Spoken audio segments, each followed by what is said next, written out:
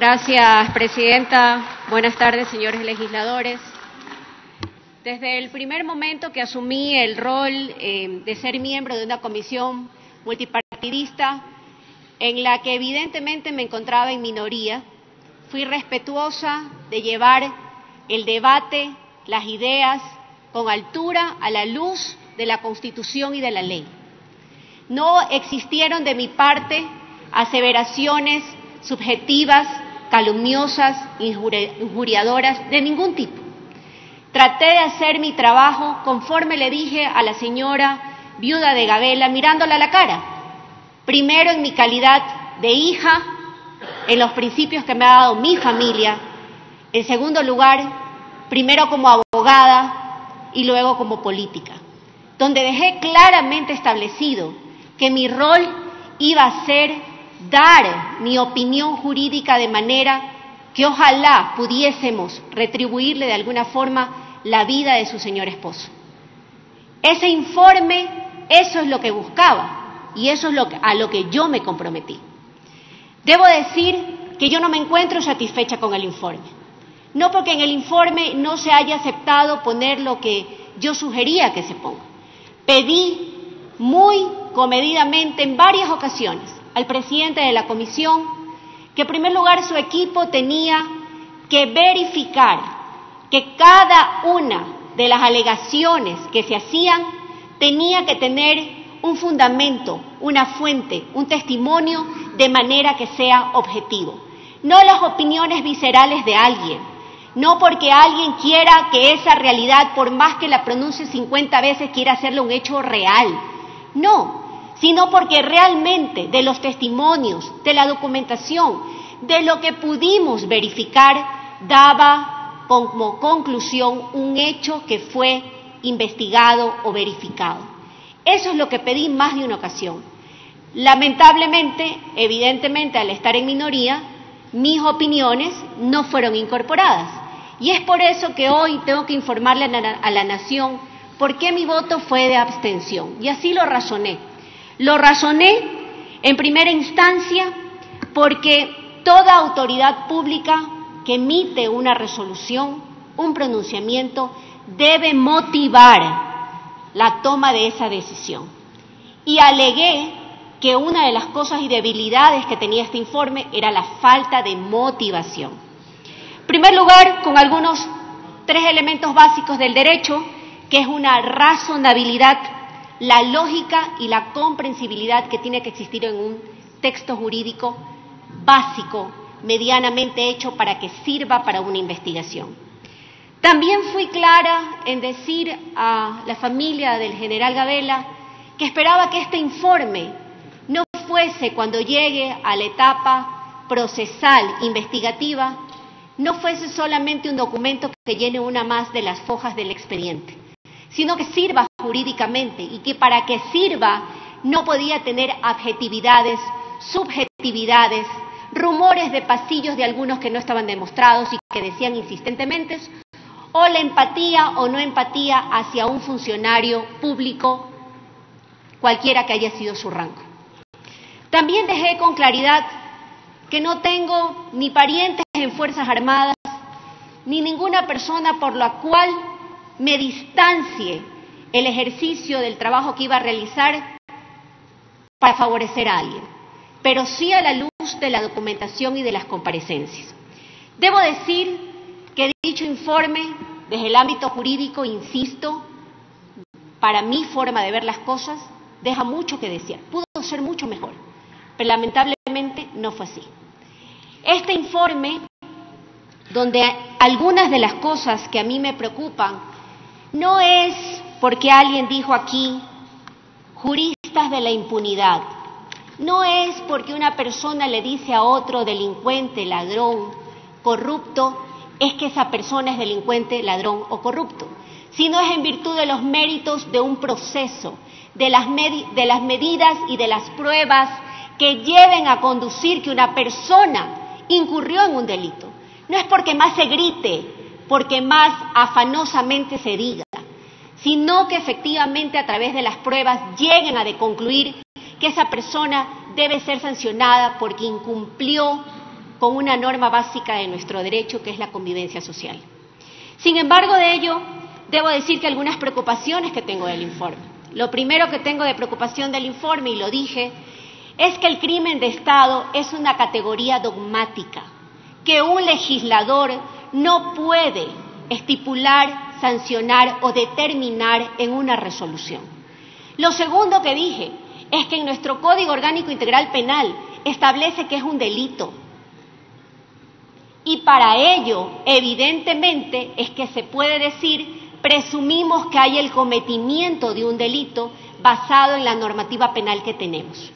No desconozco que a nivel del derecho penal internacional se pueden calificar crímenes de Estado como delitos contra los derechos humanos, pero no es la fuerza la que tiene que imponerse, sino la razón. Y era más útil jurídicamente que esté debidamente redactado un informe en virtud de lo que acabo de decir, que basado en otras consideraciones, porque la fuerza tenía que decir que eran crimen de Estado. Lo segundo, aquí se destituyó a una legisladora porque tuvo injerencias supuestamente en otra función del Estado. Hace muy poquito lo vivimos, pero resulta que aquí se le dice al fiscal qué es lo que tiene que hacer en este informe, y eso no es injerencia en la justicia. Así de incoherente y de poco profesional es hecho el informe de la comisión. También se dice en algunas declaraciones, y yo quiero decir que se pone que entre una de las cosas que se incumplió es cuando se crea este comité interinstitucional. Desde mi punto de vista jurídico, si algo quizás habría que reprocharle al exmandatario Rafael Correa es haber creado ese comité, porque era un proceso que se encontraba judicializado donde ya había una sentencia. Pero por el pedido, la reclamación de que habían dudas, preocupaciones, se crea un comité. Quiero decir también que se crea un comité donde se le dice que hay un incumplimiento porque no se ponen a los familiares. No había base legal entonces, no hay base legal ahora para que un mandatario, un primer mandatario, establezca un comité para investigar algo que ya se encontraba judicializado. Esas son las cosas que deben quedar en la historia de lo que hay que aprender. Así, algunos a veces dicen que no somos autocríticos, creo que eso es de lo que hay que aprender. Adicionalmente a eso, se dice que incumple el primer mandatario de entonces porque él no dio paso al artículo 5 de este decreto, que tenía que hacer público el informe del Comité Interinstitucional. Coincido con algunos legisladores en algo. La primera ministra de Justicia, a quien le corresponde haber puesto las reglas del juego del comité basado en el estatuto jurídico que estaba vigente, el ERJAFE entonces, el Estatuto de Régimen Jurídico Administrativo de la Función Ejecutiva, que era vigente a dicha fecha, era la ministra de Justicia entonces, la doctora Johanna Pesantes. Ella fue la que tuvo que decir cómo se llevaban las actas, cómo se iban a llevar las sesiones, que eran indelegables las funciones de los ministros ante dicho comité, en virtud de la delicadeza de lo que se estaba investigando. Estamos hablando de que hay una familia que alegó que al parecer habían nexos entre la muerte de un padre de familia y la venta de los helicópteros. Si estamos hablando de algo tan grave para un Estado, era evidente que había que ponerle reglas al funcionamiento de un comité interinstitucional, basado en lo que dice el ERJAFE de entonces. Eso no sucedió. Y ahí coincido con los legisladores que se llevó en forma negligente, ineficiente, y que, por cierto, dichos ministros no le dieron la prioridad que tenía que haber tenido un acto tan importante como investigar la muerte, más aún cuando se acusaba al alto mando militar de lo que eso representa en la persona de los ministros de Estado, que no podía haber sido delegado. Sin embargo, de ello, decir que porque el exmandatario, él personalmente, no hizo público el informe del Comité Interinstitucional, hay un incumplimiento, es desconocer lo que dice el propio ERJAFE. El ERJAFE admite que un funcionario pueda delegar sus funciones a otro, y así lo hizo a través de su ministra de ese entonces, doña Lady Zúñiga, quien en una rueda de prensa hizo público este informe. Que cabe indicar que algo de lo que debe saber el Ecuador es que ciertamente hay inconsistencias entre los testimonios de algunos funcionarios públicos respecto del tercer informe del señor Mesa.